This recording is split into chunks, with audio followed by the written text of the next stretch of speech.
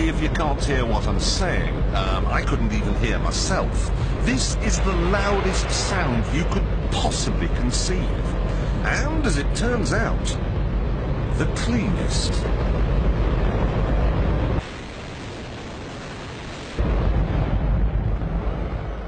Now, the most amazing thing is that that cloud up there, which was generated by the engine, is just a mixture of hydrogen and oxygen. It's water vapour.